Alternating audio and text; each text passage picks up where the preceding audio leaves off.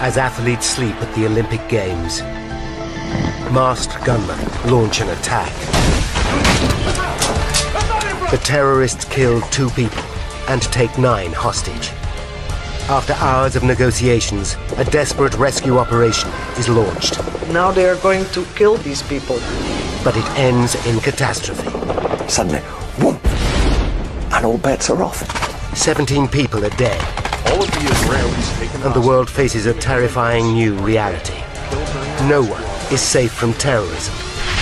Now, one man uses classified government secrets hidden for 30 years. This doomed the operation. To finally reveal the explosive truth behind the Munich Olympics massacre.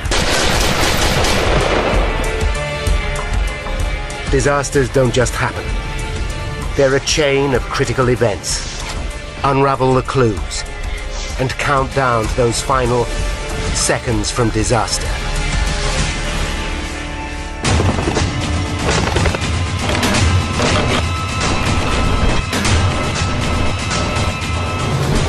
The hostages on board this helicopter think they're being flown to freedom. In truth, they're being flown to certain death.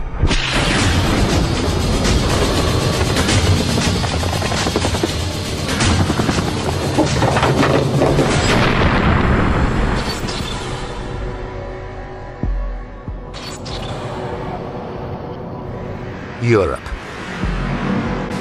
Germany. Munich.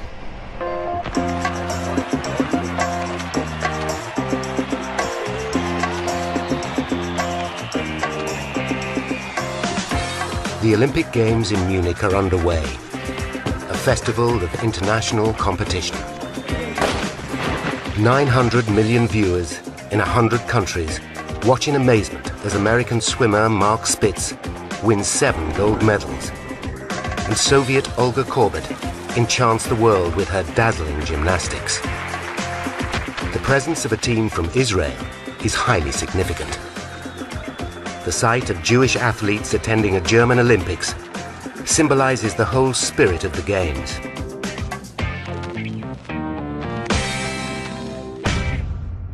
One of the competitors is 28-year-old weightlifter David Berger. David is actually from Cleveland, Ohio. He failed to qualify for the US Olympic team, but being Jewish, he's entitled to represent Israel. The law graduate has little chance of a medal, but he doesn't care. He simply wants to compete.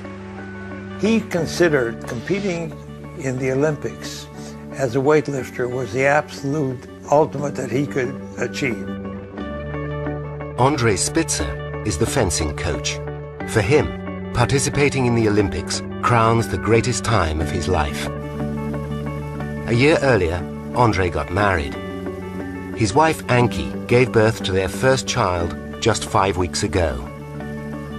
We were a young couple, very much in love. And we just had a beautiful baby daughter was born. So what could go wrong? Nothing. Andre and David are staying with the rest of the Israeli team in the Olympic Village. It's a vast, purpose-built complex, housing 10,000 competitors, coaches and officials. Israel's male athletes are housed in Block 31 on Connolly-Strasse, near the edge of the complex. Although there is goodwill in the village, the world outside is going through a volatile time. Terrorists are creating bloody turmoil. A Palestinian faction known as Black September is particularly ruthless. In the last year, the organization has assassinated the Jordanian Prime Minister and hijacked a passenger jet bound for Israel. Among those witnessing the violence firsthand is seasoned war reporter Gerald Seymour. Gerald Seymour, ITN, Amman. But now Seymour is covering the Olympic Games. It should be easy. A welcome break from the ceaseless brutality. The idea that one would be sitting on a major event of violence, one of the iconic moments of that whole century, there was no way that anything like that was in our thoughts.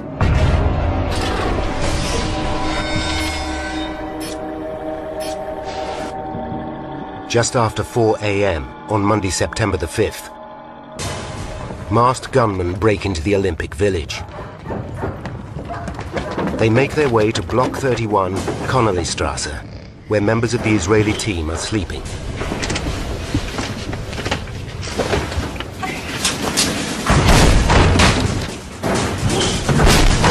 They burst into the athletes' bedrooms.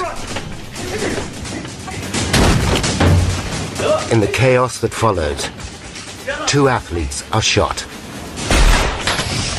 Weightlifter Yosef Romano bleeds to death.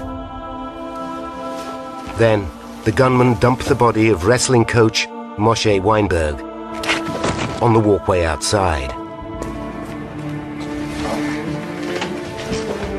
They take 9 Israeli athletes hostage.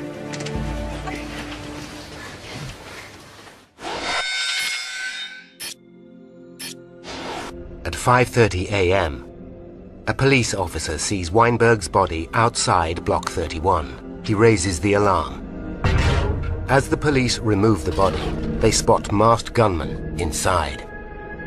The panicked officers alert Munich police chief Manfred Schreiber. 47-year-old Schreiber has a formidable reputation as an uncompromising hard man. His officers call him the Sheriff because he always gets his man. At Olympic headquarters, Schreiber takes immediate command. He forms a committee to deal with the crisis.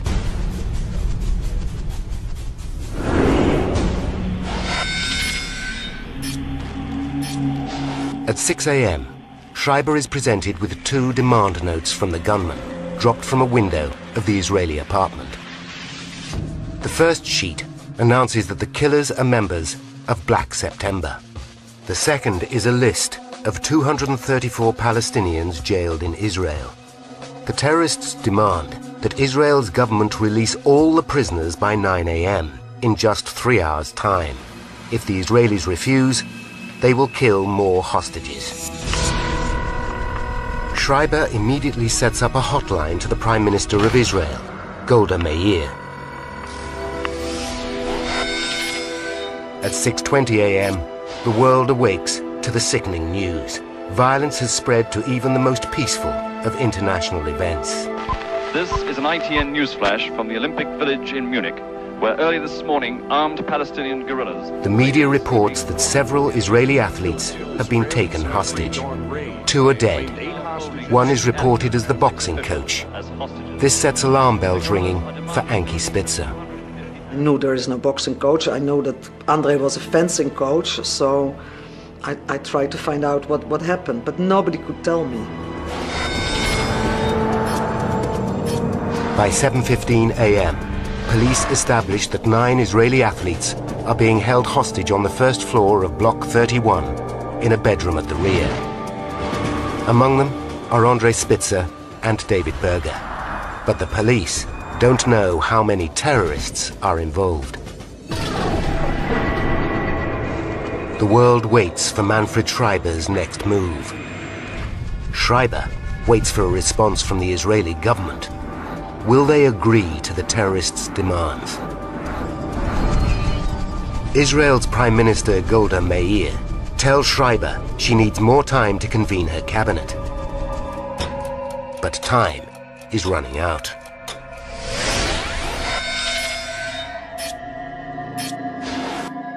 At 8:45 a.m., the terrorists have threatened to shoot another athlete in just 15 minutes.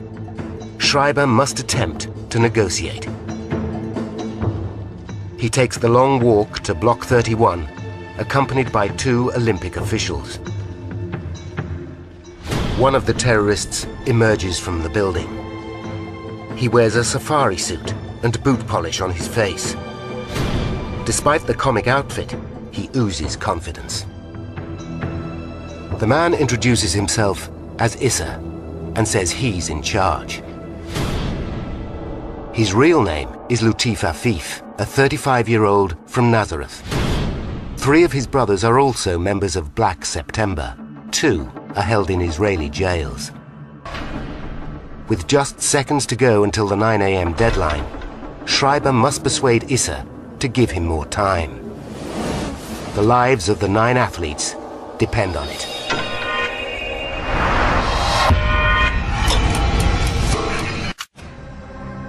At 9 a.m., terrorists warn they'll shoot one of 9 Israeli athletes taken hostage at the Munich Olympics.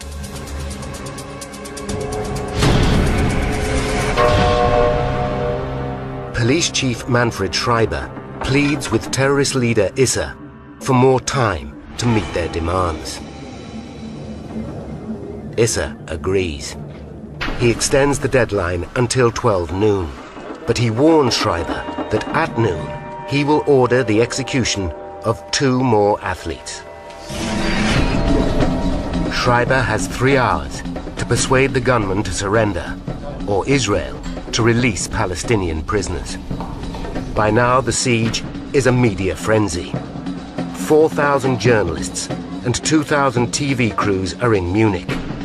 At the Olympic Stadium, the games continue as normal.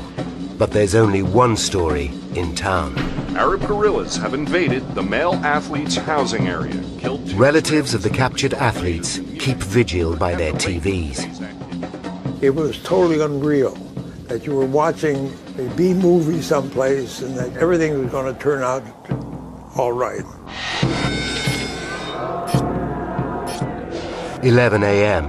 The Olympic Committee bows to international pressure and suspends the games, placing the whole event in jeopardy. This puts even more strain on Police Chief Schreiber. Now, he must save the Israeli athletes and the Munich Olympics. 11:15 a.m. Finally, Schreiber's wait is over. Israel comes back with its answer. It will not give in to the terrorists' demands. It will not release a single Palestinian prisoner. Schreiber realizes that the siege can only be ended by force. But to launch an assault, he needs one crucial piece of intelligence. Schreiber must find out how many gunmen are inside Block 31. He must buy more time.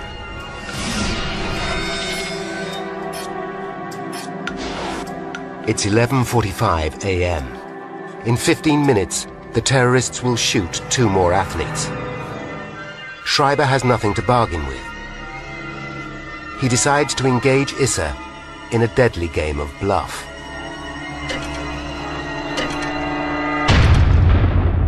Noon comes. The world braces itself for gunshots. Schreiber has told Issa that the Israelis are cooperating. The question is, will Issa buy it?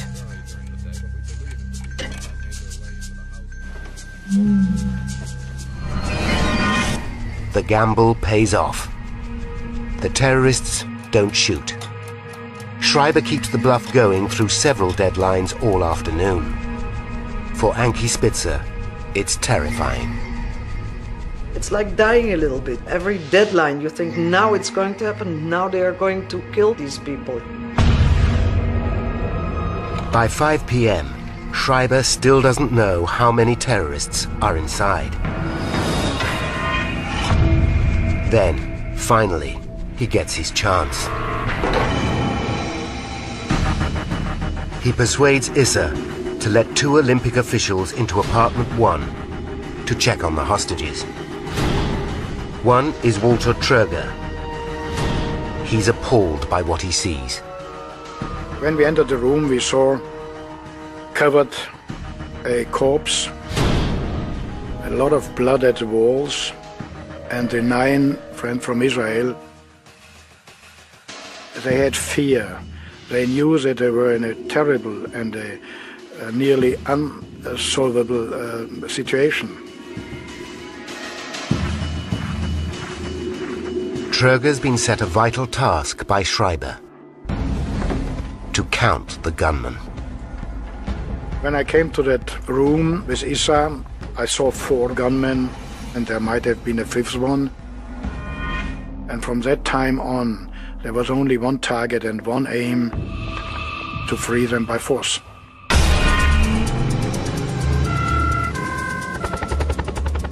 Finally, Schreiber knows there are 5 terrorists. He responds immediately, ordering policemen armed with machine guns onto the roof of Block 31. Ankie Spitzer has now spent 10 hours watching and waiting. She's desperate for it to end.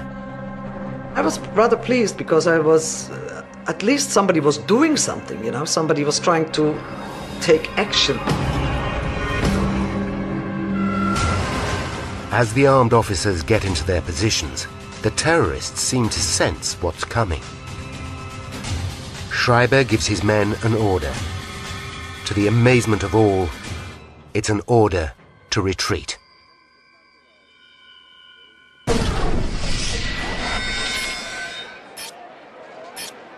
At 5:10, there's a fresh twist to the saga. The terrorist leader Issa demands a plane to fly the gunman and the hostages to Cairo, Egypt.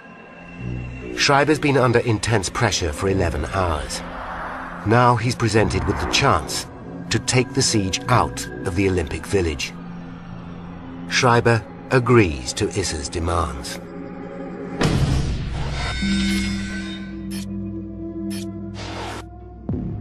At 10 p.m, a bus pulls into the underground car park beneath Block 31.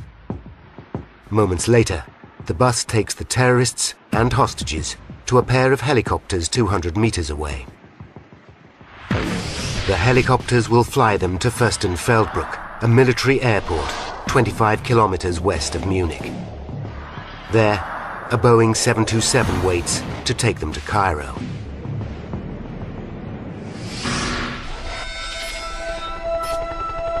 At 10:05 p.m, TV cameras capture the helicopters leaving the Olympic Village. As the helicopters disappear, the media circus and spectators head to the airport. Among them, Gerald Seymour. And that was rather a sort of evening picnic carnival atmosphere. Lots of people there, all waiting for a little bit of a show, which is going to be an airplane taking off. What the spectators don't know is that Police Chief Schreiber has no intention of letting the terrorists fly anywhere. At the airport, he's set a trap. 5 snipers wait for the helicopters to land. 3 on the control tower. 2 70 meters away on the airstrip. Once the helicopters land, Issa and his deputy will check out the Boeing 727 as agreed. But the aircrew are really armed police officers who'll shoot Issa and his deputy when they board. The snipers will eliminate the remaining terrorists.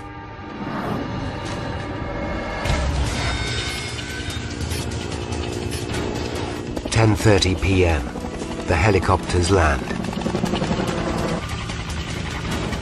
Outside the airport's perimeter fence, reporter Gerald Seymour struggles to see in the dark. The minutes go by, there is nothing to photograph. On the airstrip, Issa and his deputy board the plane. Then, get back off. Sniper 3 gets Issa in his sights and waits for the order to shoot. Suddenly, whoom! And then we're seeing the bursts of tracer. And all bets are off. The whole situation has suddenly changed. The snipers fail to eliminate the terrorists.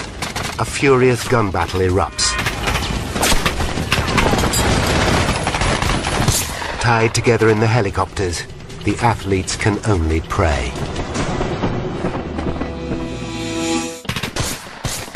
At a military airport west of Munich, German police are trying to rescue 9 Israeli hostages.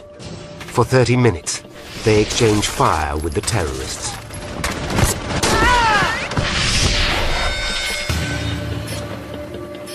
At 11 p.m, the gunfire ceases. Outside the gate, reporter Gerald Seymour and the rest of the media hear the dramatic news. Everybody's safe. Everybody's all right. It's been a triumph. All the hostages have been rescued by The good news travels the world. military airport. In the Spitzer household, relatives celebrate, but Anki refuses. I'm just waiting for one phone call because I know that in whatever state André will be after this ordeal, you know, the first thing he will do is call me. At 1 minute past midnight, Gerald Seymour watches 4 armoured cars drive into the airport at speed, followed by vans of armed police. He sees more gunfire, then 2 massive explosions.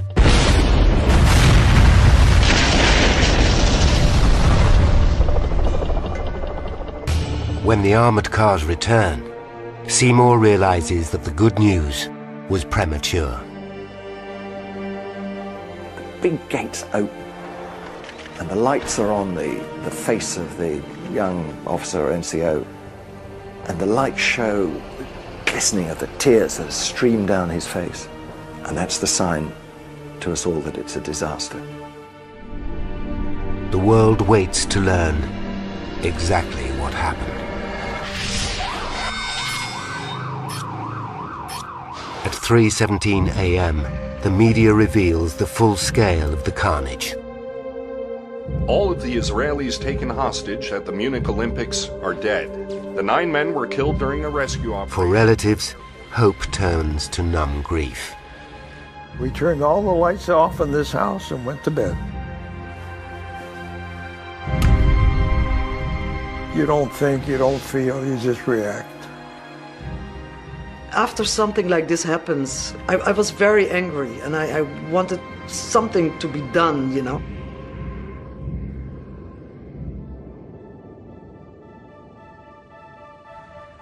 That morning, Anki Spitzer flies to Munich. She visits apartment 1, where her husband spent his last day. Once there, she makes a vow. I just stood there and said to myself, I will have to tell the world that this is what happened, so that nobody will ever forget that this happened, so that it will never happen again. The truth of what happened that day remains shrouded in mystery. Many key witnesses are dead. Others are sworn to secrecy. As a result, questions still persist as to how the rescue attempt went so disastrously wrong. For 20 years, Anki Spitzer hounded the German authorities for their official report about the Munich massacre. They denied its existence. Then, in the early 1990s, an anonymous source started sending her pages of the government's investigation. She now holds the entire report of 3,800 files. Anki wants it analyzed and responsibility for the disaster publicly acknowledged. It's about time that somebody really, you know, got a good look at all this so that you can see what mistakes were made by the German authorities and make justice, historical justice, and take the responsibility. Now, by going deep into the top-secret German investigation, we can reveal the facts behind the disastrous rescue plan. A plan that shames the German authorities. One man has agreed to come to Munich to analyze the classified report for Anki. Leroy Thompson is an expert in resolving siege situations. Thompson is a former US Army officer who was injured on an exercise in Russia. He has written more than 30 books about security and lectures police forces all over the world. Eliminate any terrorists that have not been dealt with. Thompson has a professional interest in the Munich Olympics. He was a security advisor at both the Athens and Barcelona Games. The first question is, how did the armed terrorists break into the Olympic Village in the first place? In Thompson's experience, the Games are the most heavily policed and security-conscious sporting event in the world. Anki's copy of the official report states that the 1972 Games were policed by 2,000 security guards, and the entire village was surrounded by a 2-meter-high wire fence. If true, how did the terrorists enter with such ease? there's one way to find out. Thompson tracks down Olympic organizer Walter Troger. Troger reveals that although on paper security sounds impressive, it was in fact deliberately relaxed. The security concept has been not to show arms, to have security people, but in civil uniforms, no weapons around. This was a concept to show the friendly, the peaceful Germany. But British reporter Gerald Seymour is more scathing. Nothing was forbidden. It was open, friendly, warm. Result? The Olympic Village was wide open. Security basically did not exist there. Once inside the village, how did the terrorists locate Block 31? And how did they know the exact apartment that housed the Israeli team? Today, the Olympic Village is a vast residential housing estate, and Block 31 Connollystrasse still exists, if, that is, you can find it. It is a very confusing maze of buildings, and I think it drives home that the terrorists had certainly done a recce and possibly had assistance in locating number 31 Connollystrasse. Thompson goes back to the official classified report for further clues, and has a breakthrough. He discovers that in the weeks leading up to the Games, terrorist leader Issa and his deputy were employed as construction workers in the Olympic Village. This gave them the perfect cover to plan their attack in minute detail.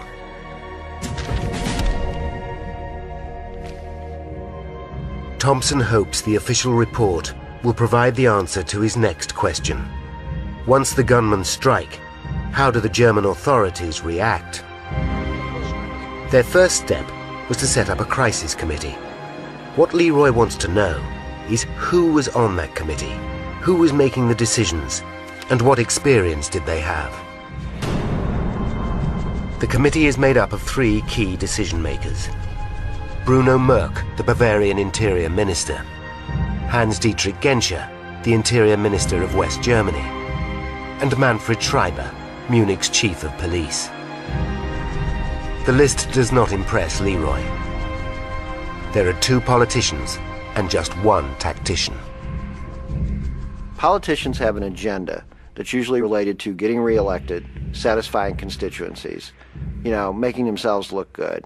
Things that are separate from trying to deal with an incident and making decisions that may be hard decisions. Only Schreiber has the experience to deal with the situation. But as Thompson discovers, Schreiber makes a series of critical mistakes. Mistakes like his failure to spot a vital flaw in the terrorists' weapons. Hostage expert Leroy Thompson is studying surveillance photos from a classified German report about the massacre at the Munich Olympics. He immediately identifies 2 key intelligence points. Points, it seems, that Police Chief Manfred Schreiber missed. The first is that all the terrorists wear disguises.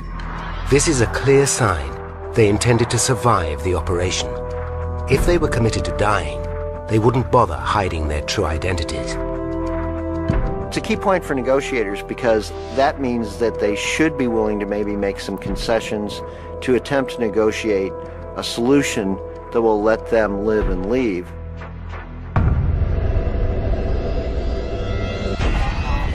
Next, Thompson identifies a second key intelligence point. The terrorists are armed with AK-47s. Thompson knows that gunmen like the Palestinians are trained to always keep the safety catches on. As he demonstrates at a firing range, this small fact is absolutely vital. Normally you want a safety that by just using your trigger finger you can quickly flick it off. That's not the case with the AK-47. As you can see, it's almost impossible, if not impossible, to do. The design means the operator has to take his finger off the trigger to ready the weapon. This, of course, would give the German police, if they were going to launch an assault, an extra couple of seconds Seconds can be the difference between life and death. 2 seconds would give a skilled marksman time to pick off a target and time for an assault team to attack. Yet when Thompson studies the official report, he finds no mention of the safety catches. Schreiber and his men clearly missed it.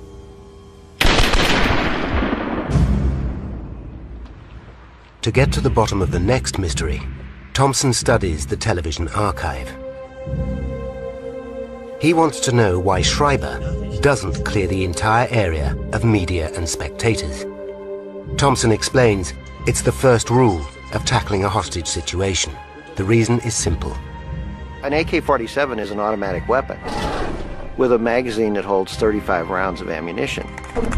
And they had multiple magazines, and it's not impossible that dozens and even up to 100 people could have died had they really started shooting.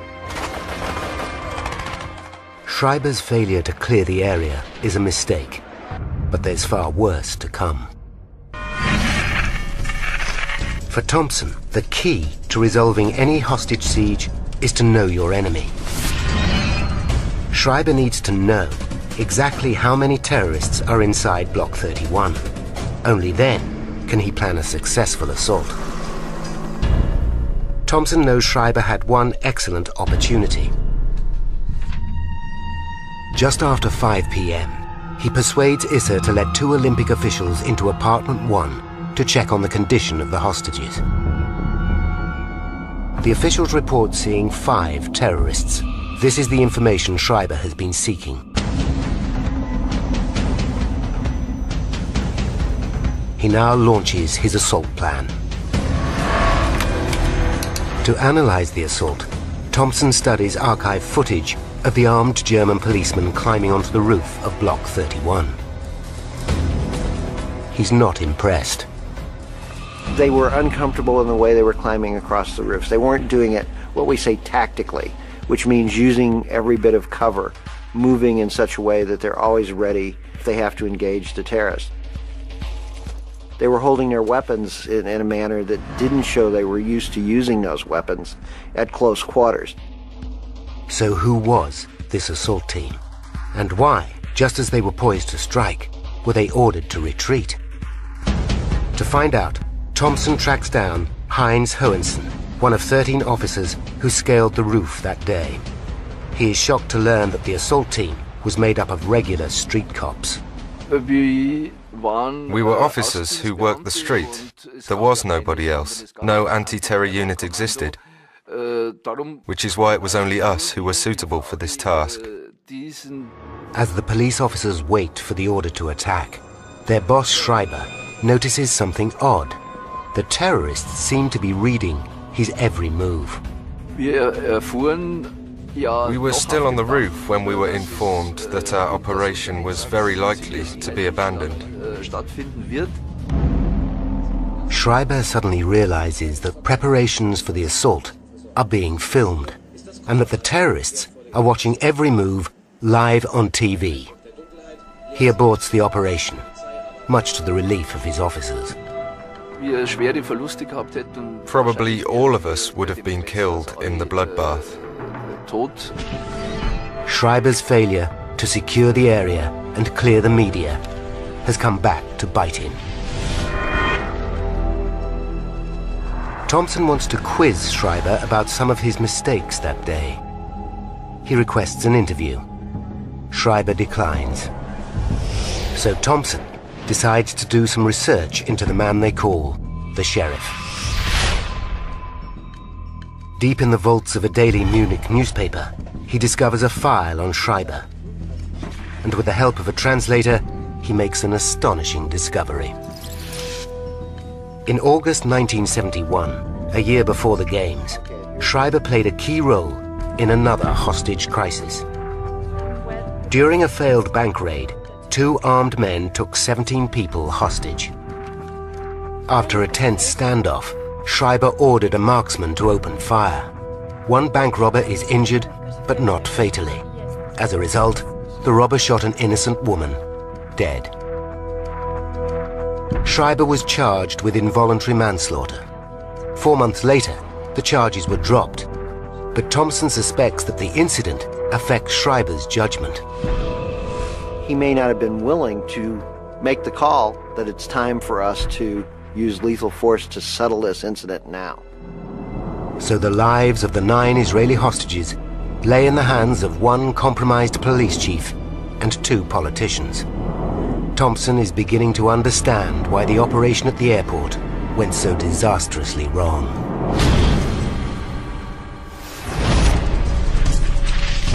Thompson gains access to the military airstrip at Fürstenfeldbruck, the exact location where the 9 athletes so tragically lost their lives. When he sees the scene of the shootout for the first time, it triggers another question. During the Second World War, German snipers were some of the most feared in the world. So where were these skilled sharpshooters in 1972? I think one of the things that made the failure at Fürstenfeldbruck so astonishing was that Germany had a reputation for having excellent snipers and men who could place precision shots when needed. Buried deep in the classified documents, Thompson uncovers the airport rescue plan. He reads 80 pages of detail and analyzes dozens of photographs and drawings. Deconstructing the rescue plan is the most critical part of Thompson's quest for the truth. The plan is based on intelligence that there are 5 terrorists. When Isser and his deputy board the 727, armed officers disguised as aircrew will eliminate them. Then the 5 snipers located around the airport will target the 3 remaining terrorists in the helicopters. Sniper 1 is positioned behind a low wall. Sniper 2 behind a military truck. And snipers 3, 4, and 5 are positioned on the control tower with a clear view of the airstrip. Thompson believes that the key to the plan's success is the sniper behind the low wall. Using a laser rangefinder, he works out that Sniper 1 was just 50 meters from the terrorists. Those terrorists standing outside the helicopters, he was behind them. He should have been able to very quickly at that range eliminate those terrorists. But as the helicopters come into land, the plan begins to unravel. The armed officers on board the Boeing furiously debate their chances of shooting Isser and his deputy as they board. Heinz Hohensen was one of the officers on the plane. He regarded the plan as a suicide mission. If the terrorist leader had detonated his hand grenade near the fully fueled aircraft, all of us would have been blown to pieces. The officers take a show of hands and vote to abandon the operation. Their decision leaves the rescue plan in tatters and shocks Thompson. Based on military and law enforcement people I've worked with, they would not have at the last minute said, well, I don't think I'm going to stick around while these hostages are here. I'm just not doing it. I just find that astonishing. Success now relies on the 5 snipers positioned around the airfield, but they are compromised by the next critical mistake. The helicopter pilots are instructed to land side on and to the west of the control tower. This will give the snipers a clear line of sight as the terrorists throw open the side doors of the choppers. But critically, both pilots land face-on to the control tower. It's not clear why the pilots make this mistake, but it jeopardizes the entire rescue plan. It leaves the snipers on the control tower with no clear shot of the terrorists. Worse still, it places snipers 1 and 2 on the ground, directly in their line of fire. But the snipers' problems don't end there. They are not issued with night vision goggles, bulletproof vests, or even steel helmets. But who were these snipers in the first place? They were all regular policemen. By delving into the history books, Thompson discovers that in 1972, West German law forbids the military from getting involved in domestic armed conflict. The German army's expert snipers were unable to offer their skills. I mean, I find it unforgivable that the German police had not trained at least some snipers to fill that gap. But the real reason that the situation ended in disaster comes down to one crucial piece of information, a mistake that should never have been made, a mistake that cost the lives of at least 9 people. Leroy Thompson is investigating why the German police failed to save 9 Israeli hostages at the 1972 Munich Olympics. Ultimately, the disaster came down to a single miscalculation. Just after 5 p.m., Olympic official Walter Tröger is granted access to apartment 1 to check on the hostages. Tröger emerged with critical intelligence. He saw 5 terrorists. Manfred Schreiber, Munich's chief of police, bases the entire rescue operation at the airport on this information. But Tröger was wrong. In fact, there were 8 gunmen.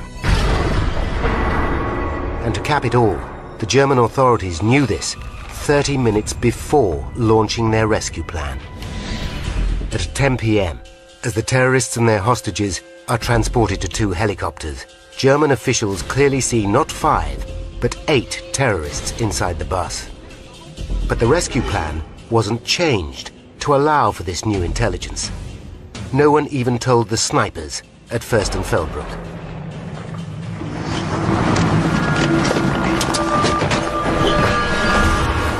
But the snipers still have a chance to overcome the terrorists. Their last hope rests with Sniper 3. He has one split-second opportunity to eliminate Issa and his deputy, leaving the terrorists leaderless and in chaos. Now, by rewinding to the start of the airport rescue operation, we can reveal the horrifying consequences of the ill-conceived plan. 10:30 p.m. The helicopters transferring the terrorists and hostages to Fürstenfeldbruck land in the wrong position. Issa and his deputy disembark. They walk to the 727 as planned. They climb the steps of the plane and walk inside.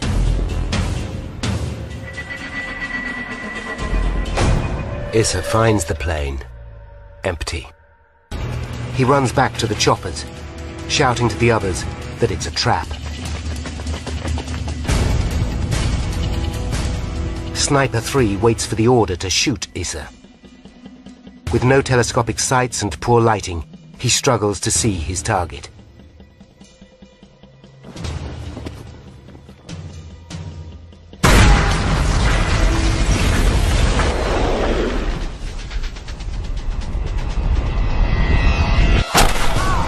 He misses.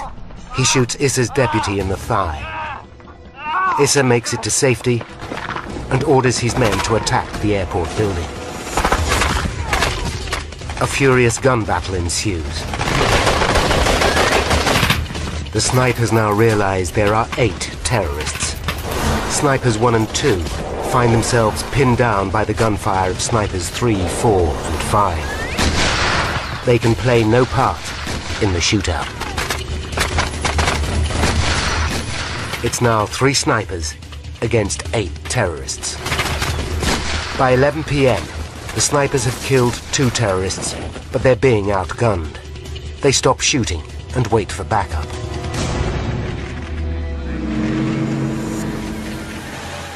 At 12:01, after a delay of 1 hour, 4 German armored cars race onto the airstrip. This panics the terrorists. One opens fire on the 4 hostages in helicopter 1. He then detonates a hand grenade.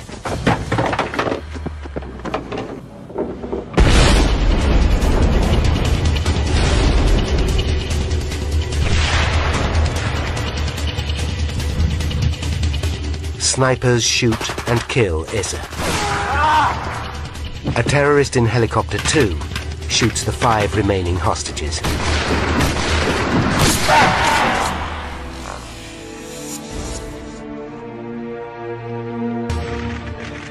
At 12:30 a.m., the shooting stops. All 9 Israeli athletes are dead. 5 terrorists and a German police officer are dead. 3 terrorists survive and are arrested. 14 Israeli children are left fatherless. Ben Berger finds consolation that his son died fulfilling his lifetime's ambition of competing in the Olympic Games.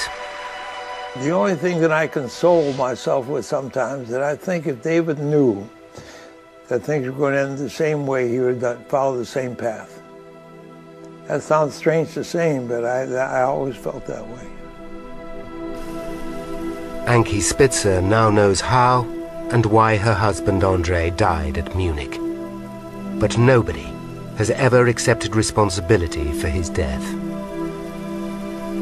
I only know one thing, that my 5-week-old daughter had to grow up without a father, and I lost my husband, and I think somebody is responsible for that.